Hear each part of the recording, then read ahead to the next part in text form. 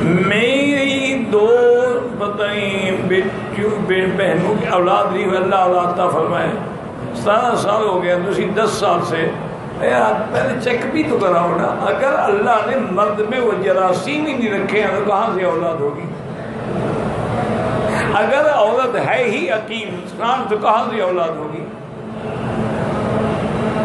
وظیفے تو اس وقت ہوتے ہیں کہ جب دونوں میڈیکلی فٹ ہوں، پھر وظیفہ پڑھو، کہ اب جو نہیں ہو رہی تو مانا اللہ ناراض ہے، ان کو راضی کریں۔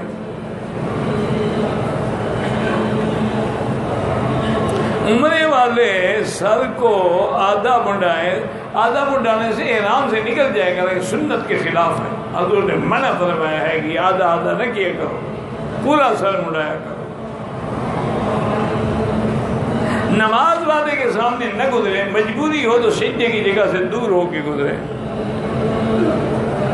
اگر مرد ہو تو اپنا کپڑا ٹخنے سے نیچے رکھے، اس کے لیے جہنم کی وعید ہے، ویل للعقاب من النار۔ اسی طرح غسل میں وضو میں خیال نہ کرے یا اپنا اور کپڑا لمبا رکھے۔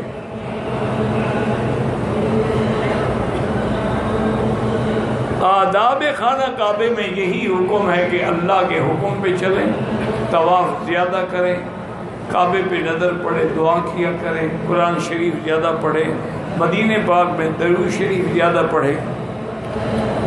ہم جدے کے رہنے والے حج کے دنوں میں بغیر احرام کے آئے، مسجد احرام عائشہ سے باندھ کے حج کیا، وہ ٹھیک ہے۔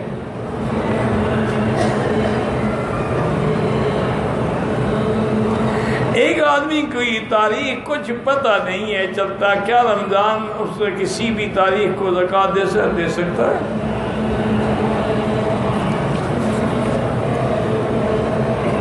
ہمارے علاقے میں کسی کی آنکھ میں کچھ کیچڑ وغیرہ چلا جائے تو کیا آنکھ میں بیوی یا ماں کا دودھ ڈال سکتا ہے؟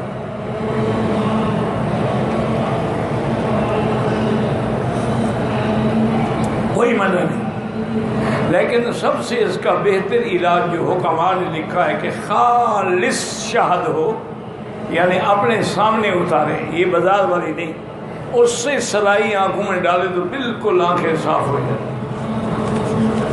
اسی طرح خالص عرق گلاب جو ہے، لیکن صحیح عرق ہو، کیمیکل والا نہ ہو، یا خود نکال لو پھولوں سے، وہ آنکھ میں ڈالے تو صاف ہو جاتی ہے۔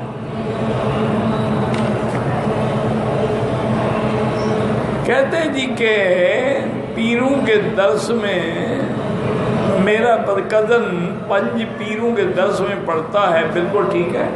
5 پیری حضرات جو ہیں صحیح معنی میں علماء ہیں اور ساری زندگی ان بزرگوں نے قرآن کی خدمت کی۔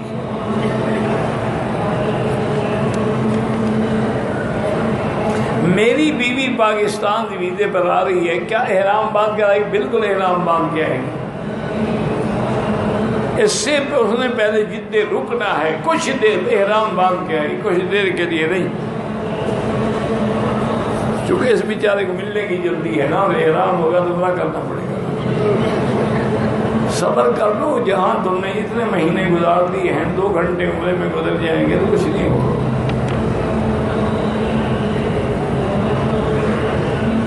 سود کا مال مسلمانوں میں بانٹے حرام ہے، جب سود حرام ہے تو مسلمانوں کو کیوں دے؟ ٹخنے سے نیچے کپڑا رکھنا بالکل حرام ہے، جہنم کی وعید ہے۔ سیدھے میں سبحان ربی الاعلیٰ رب اغفر لی پڑھنے جائز ہے، لیکن افضل وہی ہے جو حضور نے فرمایا کہ جب سورۃ سبح اسم ربک الاعلیٰ اتری ہے، حضور نے فرمایا اجعلوها فی سجودکم، سجدے میں پڑھا کرو سبحان ربی الاعلیٰ۔ تو جو حضور فرمائے کہ اپنے عقل نہ لڑاؤ نا، سبحان رب الاعلیٰ پڑھ کے پھر رب اغفر لی بھی پڑھتے رہو۔ چھوٹی داڑھی رکھنا وہ بھی گناہ ہے، 1 مشت سے کم ہو شریعت کے خلاف ہے۔ یہ اپنی پراپرٹی کا کچھ حصہ وقف کرنے کے بعد باقی اولاد میں تیسرے حصے سے زیادہ آپ خیرات نہیں کر سکتے، تیسرے حصے سے زیادہ وقف نہیں کر سکتے۔ جہاز کے سفر میں روزے کا حکم سفر جہاز میں ہو، کار میں ہو، پیدل ہو، معاف ہے، بعد میں رکھے۔ من کان منکم مریضا او علی سفر فعدۃ من ایام اخر، لیکن اگر بھی رکھے تو کوئی بات نہیں۔